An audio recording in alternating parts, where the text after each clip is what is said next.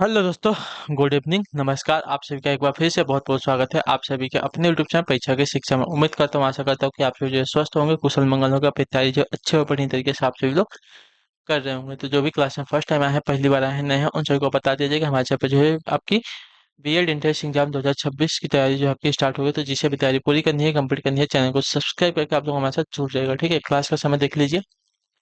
GK GS की जो classes सुबह 10 बजे, रीजनिंग की जो क्लास है दोपहर को 1 बजे, और हिंदी की जो क्लास है शाम को 7 बजे आपसे कमेंट ऐप पर देखने को मिलते हैं। इसी टाइम पर आप सबको क्लास से जुड़कर अपनी तैयारी को पूरा हो कंप्लीट करना है। नीचे डिस्क्रिप्शन आप सबको इंस्टाग्राम टेलीग्राम का लिंक मिलेगा, तो अपने इंस्टाग्राम पे फॉलो करेंगे, टेलीग्राम चैनल को ज्वाइन करेंगे। टेलीग्राम चैनल पर डेली बेसिस पे क्लास का अपडेट, आपको एग्जाम का अपडेट जो देखने को मिल जाएगा। और साथ ही जो क्लास का पीडीएफ आप सबको ये भी जो है हमारे टेलीग्राम चैनल पे देखने को मिलेगा। तो आप लोग जो है इससे जुड़े रहिएगा। ठीक है, चलें क्लास स्टार्ट करें बिना किसी देरी के। एक एक क्वेश्चन आपके एग्जाम के लिए बहुत इंपॉर्टेंट, ध्यान से क्वेश्चन को देखेंगे, समझेंगे, फिर उसको उत्तर देने की कोशिश करते हुए आगे बढ़ेंगे। ठीक है, चलिए पहला क्वेश्चन आपका क्या दिया गया, ध्यान से देखिए। क्लास स्टार्ट करने से पहले जिसने अभी तक क्लास को लाइक नहीं किया, लाइक करेंगे, शेयर नहीं किया, शेयर करेंगे, और जिसने अभी तक चैनल को सब्सक्राइब नहीं किया करे, वो लोग चैनल को सब्सक्राइब करेंगे। पहला क्वेश्चन है, भाषा की सबसे छोटी इकाई है क्या, बताइए।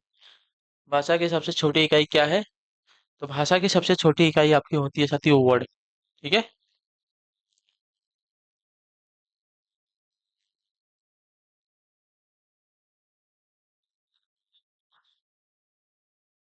भाषा की सबसे छोटी इकाई देखिए ध्वनि भी होती है एक। उच्चारित ध्वनियों को जब लिखकर बताना होता है, तब उनके लिए कुछ लिखित चिन्ह बनाए जाते हैं। ध्वनियों को व्यक्त करने वाले ये लिपि चिन्ह आपके वर्ड कहलाते हैं। ठीक है, अर्थात वर्ड जो है भाषिक ध्वनियों के लिखित रूप होते हैं। ठीक है, अतः वर्ड को भाषा की सबसे लघुत्तम इकाई माना जाता है। ठीक है, अगला प्रश्न है साथियों 52 नंबर। देखिए क्या पूछा गया, निम्नलिखित में से सही वर्तनी का चयन कीजिए। अभिव्यक्ति, अभिव्यक्ति की वर्तनी कौन सी शुद्ध है? तो अभिव्यक्ति की वर्तनी देखी जाएगी तो ऑप्शन नंबर बी वाली हमारी जो दी गई है आपकी यहाँ पे शुद्ध हो जाएगी। ठीक है, अभिव्यक्ति, ध्यान से देख लीजिए। ठीक है, हो गया। चलिए अगला प्रश्न है आपका है 53 नंबर। निम्नलिखित में से सही वर्तनी का चयन कीजिए। ठीक है, सही वर्तनी का चयन करना है हमें। तो देखिए सही वर्तनी आपकी कौन सी हो जाएगी यहाँ पे, तो निरीश्वरवादी, ऑप्शन नंबर सी। ठीक है, निरीश्वरवादी जो दी गई ऑप्शन नंबर सी वाली वर्तनी आपकी शुद्ध हो जाएगी। ठीक है, इसका अर्थ क्या होता है, तो जिसे ईश्वर के अस्तित्व में विश्वास नहीं हो, उसको जो है निरीश्वरवादी कहते हैं। ठीक, ठीक है, अर्थात जो नास्तिक हो। 54 नंबर, निम्नलिखित में से कौन से शब्द की वर्तनी अशुद्ध है? ठीक है, कौन से शब्द की वर्तनी आपकी अशुद्ध है? तो यहाँ पे देखिए, लिखित की वर्तनी शुद्ध है, उत्तम की वर्तनी आपकी शुद्ध है, प्रज्वलित की वर्तनी शुद्ध है, उज्ज्वल की वर्तनी आपकी अशुद्ध है। ठीक है, उज्ज्वल की वर्तनी वाली आपकी शुद्ध होती है। ठीक है, चलिए 55 नंबर आपके सामने, निम्न में से कौन सा वर्ड तालव्य और नास्तिक है, बताइए। तलब और नासिक के व्यंजन कौन वर्ड कौन सा? ठीक है, कौन सा वर्ड आपका तालव्य और नासिक के है?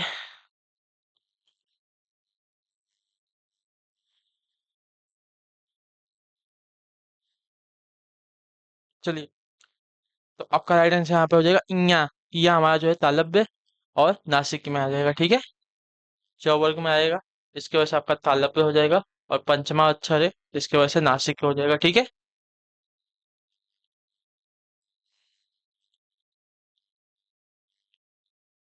अनुनासिक ध्वनियों का उच्चारण जो है मुंह और नाक दोनों के संयोग से होता है, बात भी याद रखेंगे। ठीक है, चलिए निम्नलिखित ध्वनियों में से बताइए कि कौन सा जो है वर्ड ओष्ठ नहीं है। ठीक है, यानी कि ओष्ठ आपका देखिए प फ ब भ म, ये सभी आपके ओष्ठ है, लेकिन आपका ट जो है आपका ओष्ठ नहीं है। ठीक है, क्लियर सही को, तो आपका मूर्धन्य होता है। ठीक है, अगला प्रश्न है आपका 97। वह बहुत मधुर गाता है, इनमें प्रविशेषण शब्द का चयन करना है। बहुत आपका हो जाएगा प्रविशेषण। ठीक है, बहुत आपका प्रविशेष है, क्योंकि यह मधुर अर्थात विशेषता की विशेषता बता रहा है। ठीक है, 58 नंबर में, अपने आप वस्त्र साफ कर लेता हूँ, इस वाक्य में कौन सा सर्वनाम है? अपने आप बोला है, तो इसमें आपका निजवाचक सर्वनाम हो जाएगा। ठीक है, ऑप्शन नंबर हमारा सी राइट होगा। ठीक है, मैं अपने आप वस्त्र साफ कर लेता हूँ, इस वाक्य आपका निजवाचक सर्वनाम। आप या अपने आप का प्रयोग निजवाचक सर्वनाम के रूप में जो है होता है। ठीक है, संज्ञा के स्थान पर प्रयुक्त होने वाले शब्द आपके सर्वनाम कहलाते हैं। इसके 6 भेद होते हैं, पुरुषवाचक, निजवाचक, निश्चयवाचक, अनिश्चयवाचक, संबंधवाचक और आपका प्रश्नवाचक। ठीक है, चलिए अगला प्रश्न है आपका साथी हो 59 नंबर। निम्न में से कौन पदबंध का भेद नहीं है? बताइए, पदबंध का भेद कौन सा नहीं है?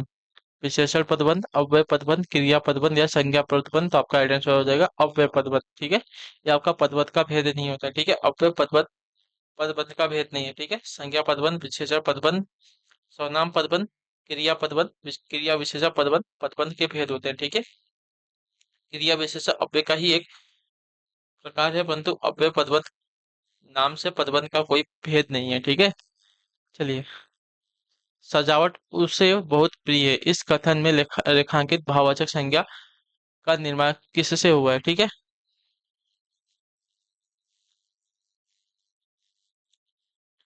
तो इसका आपका हो जाएगा साथियों क्रिया से। ठीक है, ऑप्शन नंबर हमारा बी जो दिएगा आपका राइट आंसर होगा। ठीक है, सजावट उसे बहुत प्रिय है, इस कथन में रेखांकित भाववाचक संज्ञा का निर्माण जो है क्रिया से हुआ है। ऑप्शन नंबर बी हमारा राइट आंसर। जो शब्द किसी कार्य के होने या करने अथवा किसी घटना के घटने, किसी व्यक्ति या वस्तु की स्थिति आदि का बोध कराते हैं वे आपकी क्रिया कहलाते हैं। ठीक है, चलिए अगला क्वेश्चन देखेंगे आपका 61 नंबर।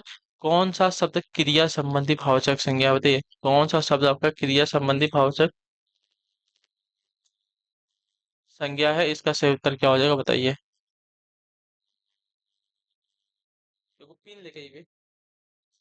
अरे पता नहीं चलता है। हाँ, चलिए इसका उत्तर दीजिए, कौन सा शब्द आपका क्रिया संबंधी भाववाचक संज्ञा है? इसका राइट आंसर क्या होगा साथियों? तो इसका राइट आंसर आपका हो जाएगा साथियों बहाव। ठीक है, ऑप्शन नंबर हमारा भी है। बहना एक क्रिया है जिससे भाववाचक संज्ञा बहाव को निर्मित किया गया है। ठीक है, अन्य तीनों शब्द आपके जो दिए गए हैं विशेषण से भाववाचक संज्ञा में परिवर्तित किए गए हैं। ठीक है, विशेषण से भाववाचक संज्ञा में परिवर्तित किए गए हैं। ठीक है, लेकिन भाववाचक संज्ञा क्या है?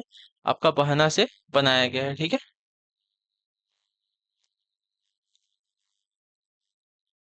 चलिए 62 नंबर है। परिमाण वाचक क्रिया विशेषण अव्यय क्या है? तो देखिए, परिमाण वाचक क्रिया विशेषण जो शब्द क्रिया की विशेषता बतलाते हैं उन्हें आपका क्रिया विशेषण कहते हैं। ठीक है, तो यहाँ आपका परमाण वाचक क्रिया विशेषण अव्यय क्या हो जाएगा? तो आपका राइट आंसर हो जाएगा साथियों अत्यंत। ठीक है, ऑप्शन नंबर हमारा डी राइट होगा। ठीक है, क्लियर है। चलिए अगला प्रश्न देखेंगे आपका साथियों 63 निम्नलिखित विकल्पों में से कौन सा शब्द पूजना क्रिया की भाववाचक संज्ञा है? तो पूजना का आपका हो जाएगा पूजापा। जा तो वे, रुक 10 मिनट, रुक ना 10 मिनट। चलिए, तो इसका हो गया। निम्नलिखित विकल्पों में से कौन सा शब्द आपका पूजना क्रिया की भाववाचक संज्ञा है? तो पूजापा हो जाएगा। ठीक है, पूजापा की वर्तनी आपके गलत दी गई। पूजापा में बड़ा वो लगेगा, ऊ लगेगा। ठीक है, ऊ की मात्रा लगेगी, बड़ी ऊ की मात्रा लगेगी। निम्नलिखित विकल्पों में से कौन सा शब्द आपका जलना क्रिया की भाववाचक संज्ञा है? बताइए, जलना क्रिया की भाववाचक संज्ञा कौन सी हो जाएगी? तो जलना क्रिया की भाववाचक संज्ञा आपकी हो जाएगी यहाँ पे आपका हो जाएगा जलन। ठीक है, ऑप्शन नंबर हमारा बी राइट होगा। ठीक है, आगे के संयोग से किसी वस्तु को जलने में प्रवृत्त करना, जलाना क्रिया की भाववाचक संज्ञा जलन है। ठीक है, जलवाना प्रेरणात्मक क्रिया का उदाहरण है। ठीक है, तो ऑप्शन नंबर हमारा जो बी वाला दिया गया आपका राइट आंसर हो जाएगा। ठीक है, जो लेट हो जाए, जो हम देखो परसों हम छुट्टी ले चल। चलिए, अब आते हैं आपका अगले क्वेश्चन पे 65 राजा सेवक को कंबल देता है, वाक्य में रेखांकित पद में कौन सा कारक है? राजा सेवक को कंबल देता है, तो सेवक को यानी कि सेवक के लिए आ गया ना, तो संप्रदान कारक आ जाएगा। ऑप्शन नंबर हमारा ये जो दिया गया साथी आपका राइट आंसर हो जाएगा। ठीक है, चलिए अगला प्रश्न देखेंगे आपका 66 निम्नलिखित शब्दों में कौन सा शब्द आपका नित्य स्त्रीलिंग नहीं है? बताइए, निम्नलिखित में से कौन सा शब्द आपका नित्य स्त्रीलिंग नहीं है? तो आपका राइट आंसर यहाँ पे हो जाएगा साथियों नित्य स्त्रीलिंग आपका जो देगा आपका श्रीमती नहीं होगा। ऑप्शन नंबर हमारा सी जो देगा आपका राइट आंसर होगा। ठीक है, श्रीमती जो है नित्य स्त्रीलिंग शब्द नहीं है। ठीक है, कुछ प्राणीवाचक संज्ञा पुल्लिंग या स्त्रीलिंग का बोध कराने पर भी नित्य स्त्रीलिंग के अंतर्गत आती हैं, जैसे कि मछली, छिपकली, तितली, कोयल। ठीक है, लेकिन श्रीमती जो है इसका नित्य स्त्रीलिंग नहीं है। अगला प्रश्न है आपका 67 है। निम्न में से तत्सम सुनिए, तत्सम। तो तत्सम यहाँ पे जो दिया गया है राशि, राशि आपका एक तत्सम शब्द हो जाएगा। ठीक है, क्लियर से इसका और इसका तत्व रूप आपका होता है रास। ठीक है। तत्व रूप इसका हो जाएगा रास। 68 है, अहिर का तत्सम शब्द क्या है? तो अहिर का तत्सम शब्द अगर देखे जाएंगे तो आपका हो जाएगा आबिर। ठीक है। ऑप्शन नंबर ए राइट होगा, अहिर का तत्सम रूप आपका हो जाएगा आबिर। ऑप्शन नंबर ए हमारा जो दिया गया साथी आपका राइट आंसर होगा। ठीक है। अगले प्रश्न को देखेंगे। 69 है, दिए गए अनेकाधिक शब्द को एक अर्थ के साथ लिखा है, उसका दूसरा अर्थ बताइए। ठीक है। चलिए, पत्र का चिट्ठी दिया गया तो दूसरा क्या हो जाएगा? तो दूसरा आपका यहाँ पे हो जाएगा साथी आवरण। ठीक है। ऑप्शन नंबर हमारा सी राइट होगा, आवरण सही है। क्योंकि पत्र के अनेकाधिक शब्द पत्ता, बाण, रथ, शंख, पुस्तक का आवरण ये सभी होता है। ठीक है। 70 नंबर क्वेश्चन है, परिभाषा में कौन सा उपसर्ग लगा है? तो परिभाषा में आपका परि उपसर्ग लगा है। ठीक है। ऑप्शन नंबर हमारा डी राइट हो जाएगा। ठीक है। परि का अर्थ क्या होता है? तो आसपास या चारों ओर। ठीक है, ये हमारा क्या होता है? परि का अर्थ होता है। 71 में बहाव शब्द में प्रयुक्त प्रत्यय कौन सा है? बहाव। बहाव शब्द में प्रयुक्त प्रत्यय कौन सा है? तो बहाव में आपका जो प्रत्यय हो जाएगा आव प्रत्यय हो जाएगा। ठीक है, आव प्रत्यय। ठीक है। प्रत्यय क्या होता है? तो मैंने आपको बताया है ना कि शब्दांश के अंत में लगकर जो है शब्द का अर्थ बदलते हैं तो आपके प्रत्यय होते हैं, और उपसर्ग जो है शब्दांश के प्रारंभ में लगकर शब्द का अर्थ बदलते हैं वो आपके उपसर्ग होते हैं। तो बहाव, तो लास्ट में क्या आ रहा है? आव आ रहा है। ठीक है, तो यहाँ पे आपका आव प्रत्यय लगा है। 72 नंबर, अत्यावश्यक शब्द का संधि विच्छेद क्या हो जाएगा? अत्यावश्यक शब्द का संधि विच्छेद क्या हो जाएगा? तो अत्यावश्यक शब्द का संधि विच्छेद अगर देखे जाएंगे तो आपका राइट आंसर हो जाएगा अति धन आवश्यक। अत्यावश्यक शब्द का संधि आपका अति धन आवश्यक हो जाएगा। ऑप्शन नंबर ए हमारा सही उत्तर होगा साथियों। ठीक है। क्लियर सभी को? शब्द का संधि विच्छेद अति धन आवश्यक होता है अत्यावश्यक। ये आपका यड़ संधि का उदाहरण है। ठीक है। चलिए, 73 नंबर है, नायक में संधि है कौन सी? तो नायक में संधि अगर आप देखा जाएगा तो राइट आंसर हो जाती है अयादि संधि है। नायक, नायक का संधि विच्छेद क्या होता है?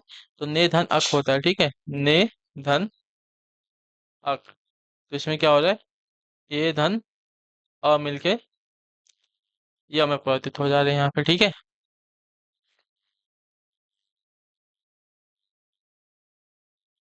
सॉरी, आय में परिवर्तित हो रहे हैं। नायक, यहाँ पे आपकी अयादि संधि आ जाएगी। ठीक है। तो 74 नंबर है, गिरीश का संधि विच्छेद क्या हो जाएगा? तो गिरीश का संधि विच्छेद आपका गिरी धन ईश होता है। ठीक है, गिरी धन ईश। ऑप्शन नंबर बी वाली वर्तनी भी देख लीजिए, गिरी धन ईश, ये वाली वर्तनी भी आपकी शुद्ध हो जाएगी। ठीक है, क्लियर सभी को? गिरीश। चलिए, ये आपका दीर्घ स्वर संधि का उदाहरण है। ठीक है, ये आपका दीर्घ स्वर संधि का उदाहरण, इसमें बड़ी लगी है, इसमें बड़ी, तो इसमें आपका दीर्घ स्वर संधि लगा। ठीक है। चलिए, वयोवृद्धि का संधि विग्रह क्या होगा? तो वयोवृद्धि का संधि विग्रह आपका वय धन वृद्ध हो जाएगा, आपका विस्मय संधि का उदाहरण है। ठीक है, वयोवृद्ध। तो इसी के साथ जो आपकी क्लास है आज की यहीं पे पूरी होती है, कंप्लीट होती है। उम्मीद करता हूँ आप सभी को जो क्लास है अच्छी लगी, पसंद आई है। तो अपना जो फीडबैक है क्लास का चेक कमेंट दे दीजिएगा। क्लास अच्छी है, क्लास को लाइक करेंगे, चैनल पहले चैनल को सब्सक्राइब। हम आपसे मिलेंगे आपकी अगली क्लास में, तब तक के लिए टाटा बाय बाय, जय हिंद जय भारत। आपसे क्लास से जुड़ने के लिए बहुत बहुत ही धन्यवाद साथी।